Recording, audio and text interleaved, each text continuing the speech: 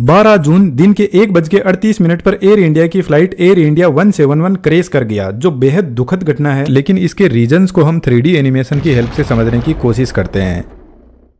यह एयरप्लेन अहमदाबाद से 242 पैसेंजर को लेकर 1:36 पर लंदन गेटवे की तरफ उड़ान भरता है। करीब 2 मिनट तक एयरप्लेन रनवे पर अपनी स्पीड को बढ़ाता है। जब एयरप्लेन 300 किलोमीटर पर आवर की स्पीड तक पहुंच जाता है तो प्लेन रनवे से टेक ऑफ करता है। अभी प्लेन ने जस्ट टेक ऑफ किया है और सिर्फ 191 मीटर की हाइट पर पहुंचा है, लेकिन प्लेन का पायलट मेडे कॉल करता है एयर ट्रैफिक कंट्रोल के पास में और इमरजेंसी के बारे में बताते हैं कि प्लेन लिफ्ट नहीं कर रहा है। इसके बाद में कनेक्शन लूज हो जाता है और एयरप्लेन धीरे धीरे नीचे आने लगता है और एक हॉस्टल के बिल्डिंग से जाकर टकराता है और जबरदस्त ब्लास्ट होता है।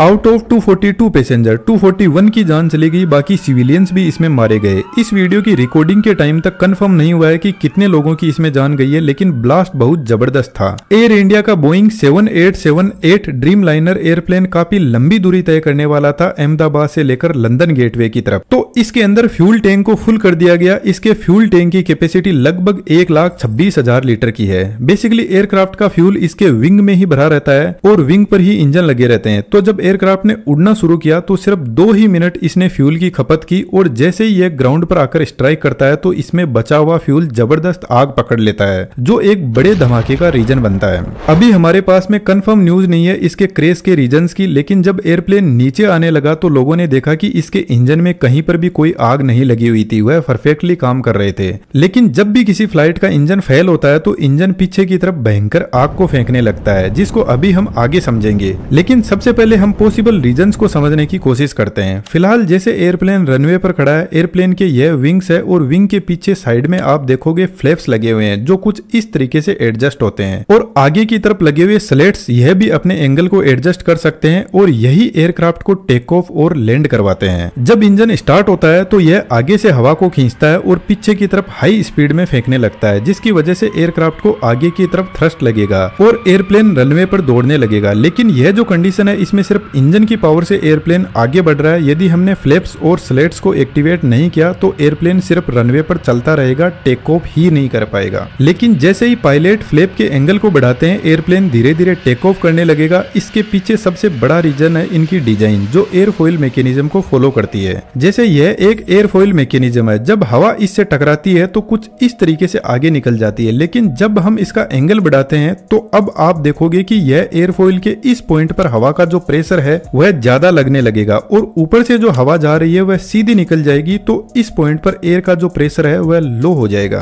और हमें अच्छे से पता है चीजें हमेशा हाई प्रेशर से लो प्रेशर की तरफ बढ़ती है। तो जैसे ही पायलट एयरप्लेन के फ्लैप और स्लेट एक्टिवेट करता है तो विंग के ऊपर की साइड में लो प्रेशर जनरेट होगा और एयरप्लेन टेक ऑफ करने लगेगा। लेकिन एयर इंडिया के बोइंग 7878 ड्रीम लाइनर में प्रोबेबली एक्सपर्ट्स का ऐसा कहना है कि यदि फ्लैप और स्लेट टेक ऑफ के बाद में यदि उनमें कोई टेक्निकल एरर की वजह से कोई प्रॉब्लम आई तो यह एयरप्लेन को लिफ्ट प्रोवाइड ही नहीं करवा पाएंगे और एयरप्लेन अपने आप नीचे आने लगेगा। लेकिन बोइंग का यह एयरप्लेन बहुत ही ट्रस्टेड एयरप्लेन है, इसमें ऐसी प्रॉब्लम होने के चांस बहुत कम होते हैं। तो यहाँ पर दूसरा बड़ा रीजन हो सकता है गर्मी। यदि आपको पता हो तो राजस्थान और गुजरात के एरिया में बहुत ज्यादा टेम्परेचर बढ़ा हुआ है अभी के टाइम, और जब टेम्परेचर बढ़ता है तो हवा की डेंसिटी कम हो जाती है, जिसकी वजह से एयर पार्टिकल दूर दूर चले जाते हैं। यह लंबी दूरी का विमान था तो जनरल सी बात है इसमें बहुत सारा लोड भी होगा और यदि लोड ज्यादा हुआ ऐसी गर्मी में तो प्लेन टेक ऑफ तो कर जाएगा, लेकिन हवा की डेंसिटी की वजह से लिफ्ट प्रोवाइड नहीं करवा पाएगा।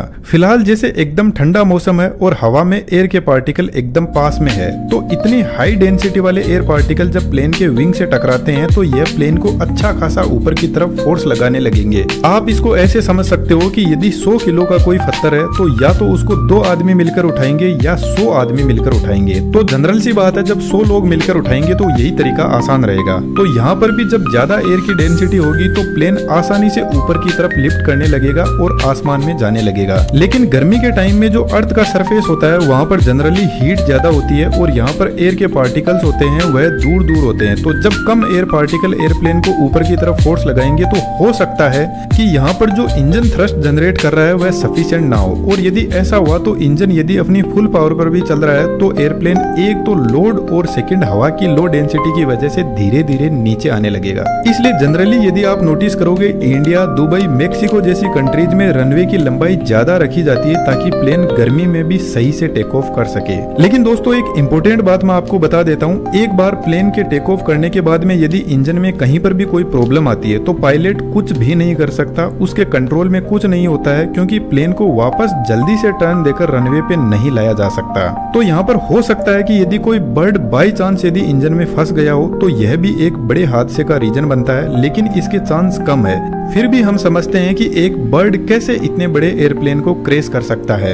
इंजन के आगे के इस हिस्से में बहुत सारे कंप्रेसर होते हैं और पीछे के इस हिस्से में टरबाइन होते हैं जो इन कंप्रेसर को चलाते हैं। कंप्रेसर का काम बेसिकली बाहर से हवा को अंदर की तरफ खींचना है और उसको कंप्रेस करना होता है। एयर कंप्रेस होने के बाद में पहुंचती है कंबशन चेंबर में जहां पर फ्यूल जलता है। तो कंबशन चेंबर में सबसे पहले फ्यूल को स्प्रे किया जाता है जो बाहर से हवा आ रही है उसमें, जिसकी वजह से फ्यूल अच्छे से एयर के साथ में मिक्स हो जाएगा और फिर यहाँ पे लगे इग्नाइटर फ्यूल में आग लगाते हैं, जिसकी वजह से यहाँ पर बहुत सारी गैसेस जनरेट होती है। तो यहाँ पर टेम्परेचर और प्रेशर बढ़ने लगता है, जिसकी वजह से यह गैस एक्सपेंड करने लगती है। अब इस हाई प्रेशर वाली हवा को पीछे एक नोजल से बाहर फेंका जाता है, जिसकी वजह से इंजन को आगे की तरफ फोर्स लगता है। लेकिन यदि इसके कंप्रेसर में आगे की तरफ कोई बर्ड आकर फंस जाता है, वैसे तो यहाँ पर कंप्रेसर की स्पीड बहुत ज्यादा हाई होती है, लेकिन यह जो बर्ड है वह कंप्रेसर में एयर के फ्लो को ब्लॉक कर देता है, जिसकी वजह से कंबशन चेंबर को हवा मिल नहीं पाएगी। जबकि फ्यूल का यहाँ पर रेगुलर स्प्रे हो रहा है तो कंबशन चेंबर का टेम्परेचर बढ़ने लगेगा। अब एक प्रॉब्लम तो यहाँ पर है कि कंबशन चेंबर का टेम्परेचर बढ़ने लगेगा, जिसकी वजह से यहाँ पर आग लग सकती है।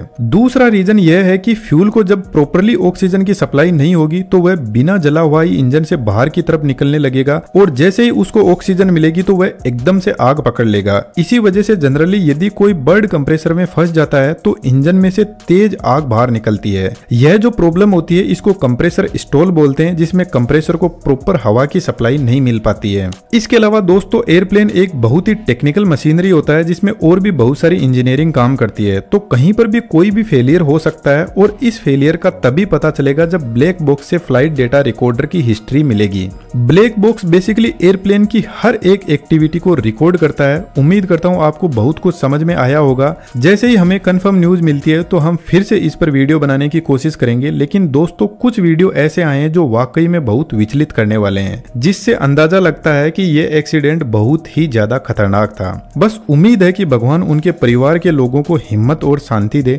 Thank you. अपने शहर की हर खबर देखने के लिए सब्सक्राइब करें हमारा YouTube चैनल न्यूज़ वेव और सबसे पहले न्यूज देखने के लिए क्लिक करें नोटिफिकेशन बेल पर।